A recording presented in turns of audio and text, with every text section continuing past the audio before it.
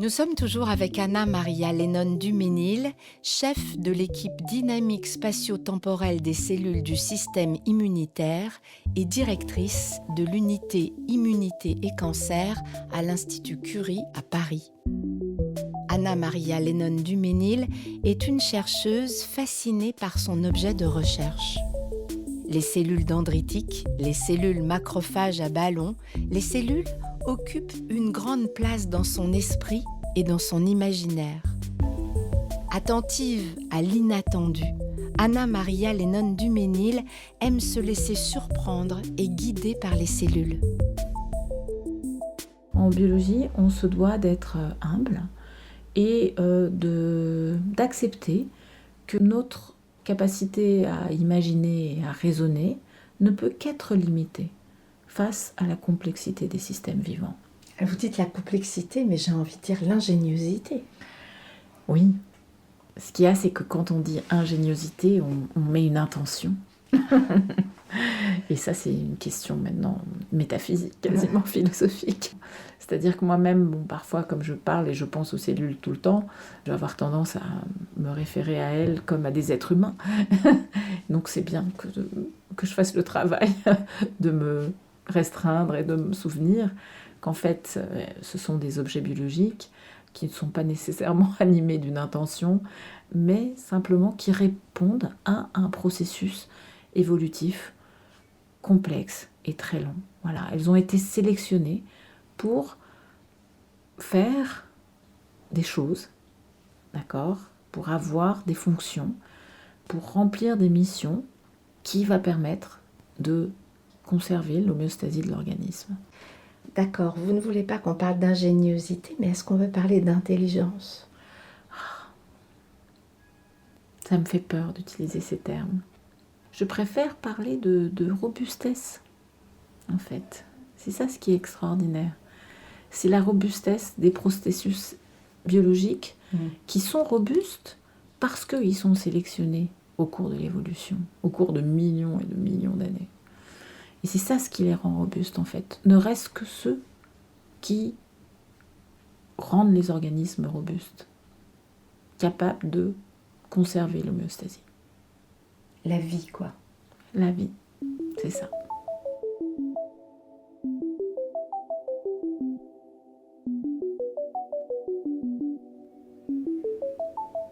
Et vous avez dit, Anna Maria Lennon, que vous pensiez tout le temps aux cellules, j'allais dire à vos cellules. C'est vrai, vraiment ? Alors pas aux miennes. Non, mais... Mais aux cellules, oui, j'y pense beaucoup. Bah oui, c'est inévitable. Elles occupent une grande partie de mon énergie, de mon esprit. Je pense beaucoup à elles. Je les imagine beaucoup. Donc, Ah oui ? je me suis rendu compte en fait que lorsque mes étudiants me montraient des résultats, donc, qui peuvent être des images ou des quantifications ou des films, ou juste un résultat qui vont me mentionner oralement. Ah bah regarde, j'ai trouvé que les cellules tumorales interagissaient avec les cellules dendritiques, ce qui les rendait stressées.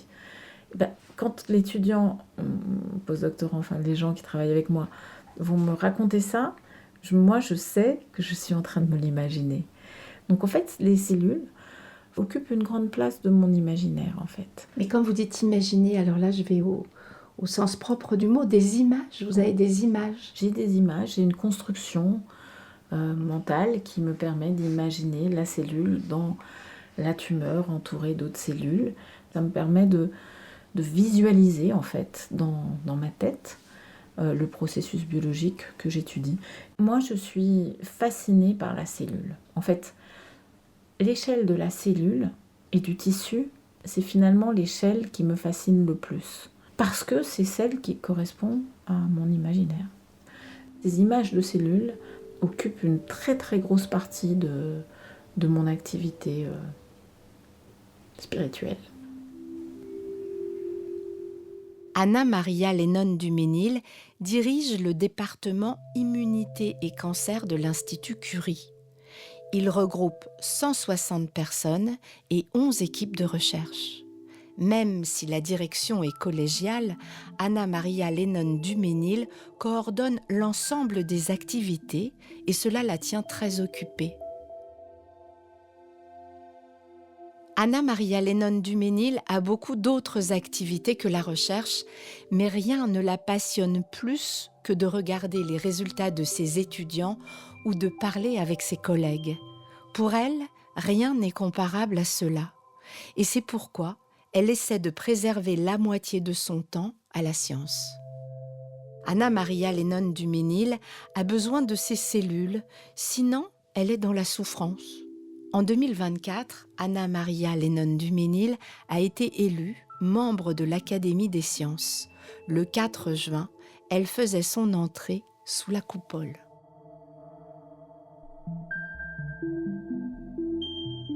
Une date inoubliable où, avec beaucoup d'émotion, je suis descendue depuis la bibliothèque vers la coupole avec mes camarades. On était 18, avec les tambours de la garde républicaine.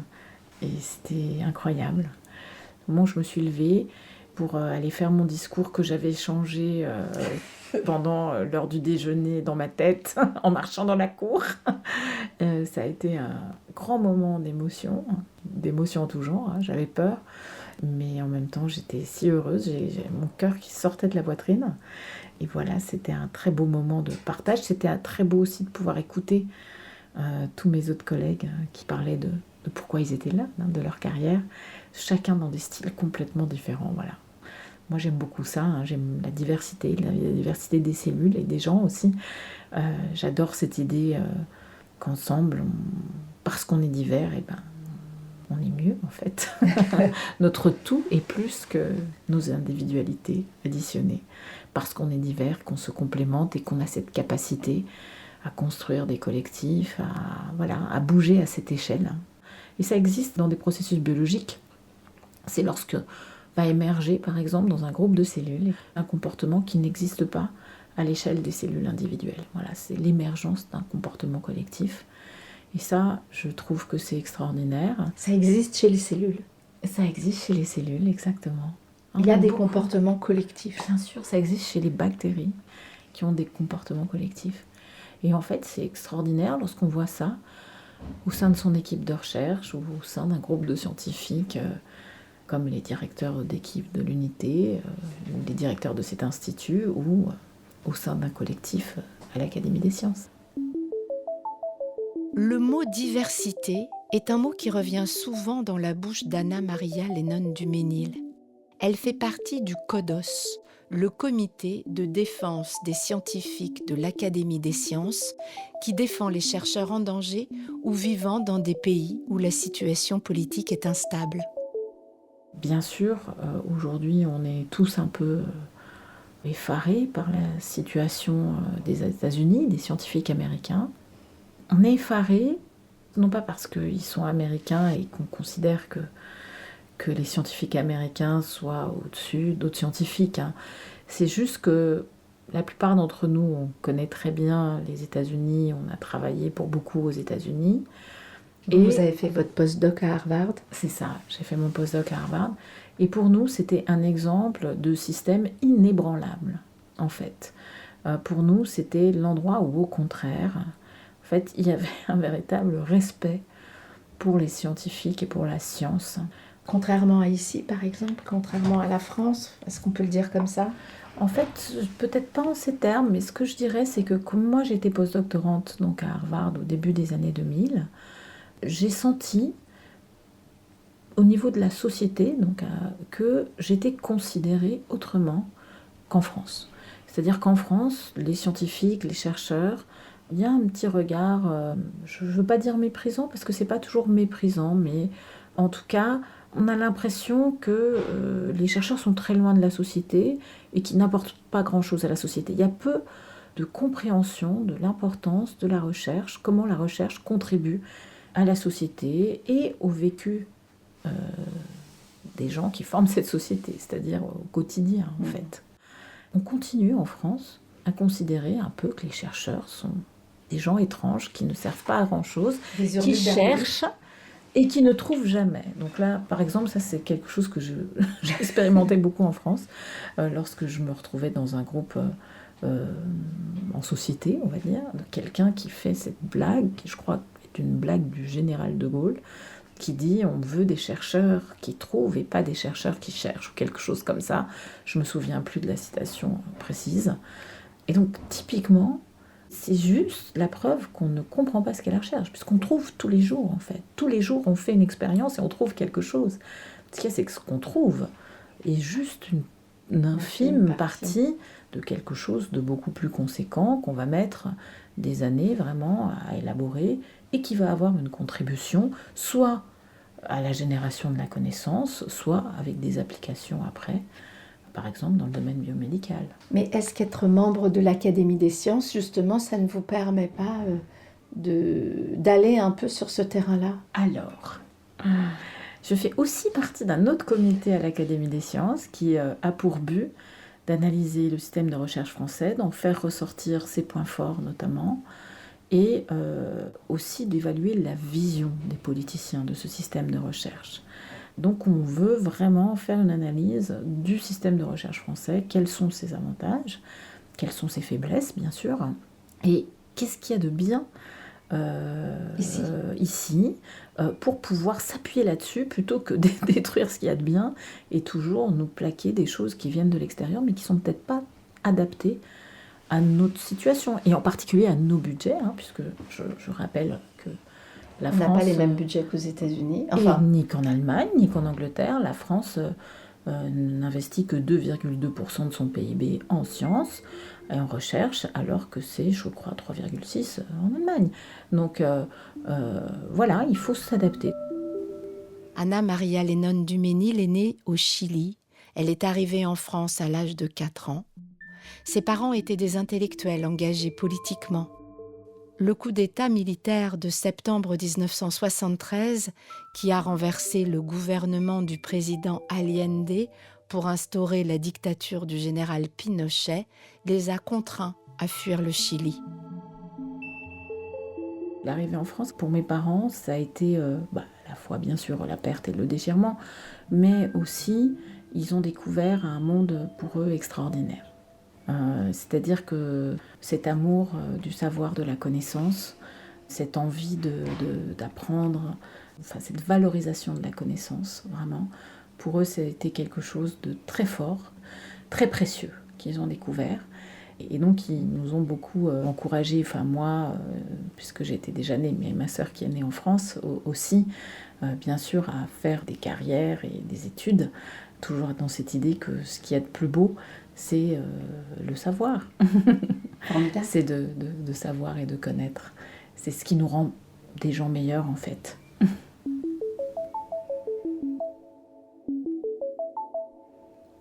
Mais vous êtes retournée après. Donc, quand j'avais 17 ans, mon père est venu me chercher à l'école. J'étais en terminale, j'avais passé mon bac et je préparais mes dossiers pour la suite. Je voulais faire une prépa maths sup bio pour après faire de la recherche. Moi, dès l'âge de 8 ans, je savais que je voulais être chercheur, donc j'étais totalement et en biologie sur ma voie. Oui, en biologie. Parce que j'ai rencontré ma tante, qui était chercheuse au CNRS. Elle était elle aussi réfugiée. Et j'ai visité son labo à 8 ans et j'ai décidé que c'était vraiment quelque chose d'extraordinaire que de faire des découvertes de choses qu'on ne voyait pas. Voilà, c'était ça dans ma tête d'enfant, en fait, c'était vraiment ça, de découvrir des choses qu'on ne voit pas. Ça m'a fascinée.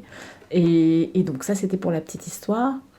Je ferme la parenthèse. Mon père vient me chercher à l'école et on monte dans la voiture et j'étais un peu surprise. Et il me dit, voilà, il faut que je te parle. Je dis, oui, qu'est-ce qui se passe ? Et il me dit, voilà, fin d'année, on repart au Chili. C'était en avril. Et il m'annonce qu'en fin d'année, donc en décembre, on part au Chili.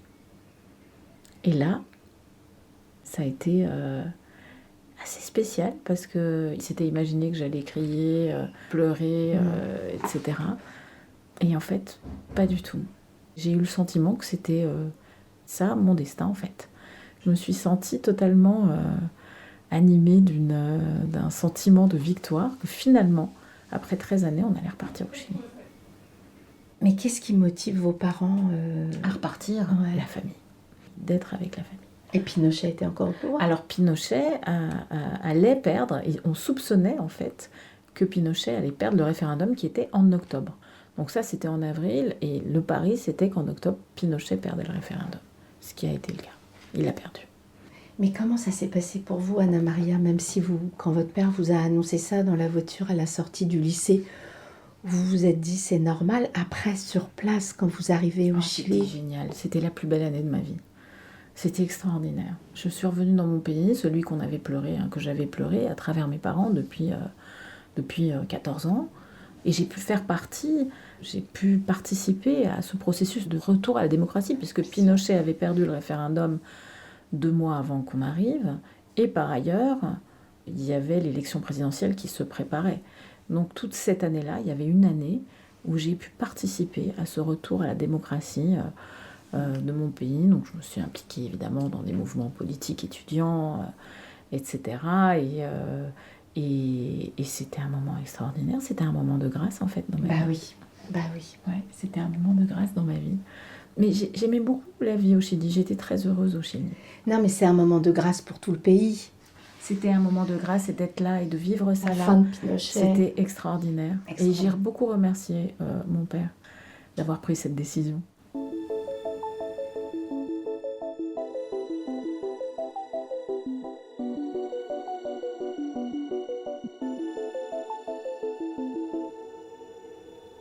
À aucun moment vous vous êtes dit je vais rester au Chili? Non. Ce jour-là, dans la voiture, mon père m'a dit C'est dingue. tu vas étudier la biologie au Chili, à l'université du Chili, il n'y a pas de problème. Et après, tu pourras revenir, si tu veux, continuer des études en France supérieure. Et j'ai dit oui, je reviendrai faire ma thèse de doctorat à l'Institut Pasteur. Et c'est ce que j'ai fait. En génétique. Et c'est ce que j'ai fait. J'étais vraiment très très déterminée à l'idée de devenir une grande scientifique. Vous n'auriez pas pu devenir une grande scientifique en restant au Chili? C'est compliqué. ce que j'ai senti, et je pense que je n'avais pas tort. Et vous avez toujours voulu être une grande scientifique? Je pense que tous les scientifiques veulent être des grands scientifiques. On ne veut pas être un petit scientifique. Non. On ne peut pas juste vouloir être scientifique. Non, je pense que non, même s'ils ne le reconnaissent pas. Mais je pense que tous les scientifiques veulent être des grands scientifiques. Qu'est-ce que ça veut dire être un grand scientifique? Ça veut dire faire des découvertes qui vont révolutionner le monde. Et je pense que tout scientifique rêve de ça. J'ai du mal à imaginer un scientifique qui ne rêve pas à être un grand scientifique. Et de ce point de vue-là, l'Académie des sciences, être élu à l'Académie des sciences, ça dit, en plus de tous les prix que vous avez reçus et de la reconnaissance de vos travaux, ça dit encore autre chose, non? En fait, l'Académie des sciences et les prix, c'est la reconnaissance. Mais ce qui fera vraiment de moi un grand scientifique, c'est de faire des grandes découvertes. Oui, mais ça y est, c'est fait. Non, parce que c'est pas fini, je dis pas que c'est fini. Tout dépend l'échelle de grandeur. Je pense que j'ai fait des découvertes intéressantes, mais bien sûr, il y a des découvertes plus importantes que les miennes aussi. Donc je ne perds pas espoir d'en faire des encore plus grandes. Mais c'est important d'avoir cet espoir, parce que c'est cet espoir qui nous fait continuer. Dans le prochain épisode de Tête chercheuse, nous rencontrerons Déborah Bourkis pour parler épigénétique et transposons. Tête chercheuse est un podcast qui donne la parole aux chercheuses et chercheurs de l'Institut Curie, qui ouvrent la voie à de nouvelles connaissances et donnent à entendre la complexité du vivant. Tête chercheuse est un podcast réalisé par Claudine Guebord, mixé par Benjamin Touron et écrit par Zoé Varier. Musique originale, Alice Anne Brassac. Production, Chloé Tavitian.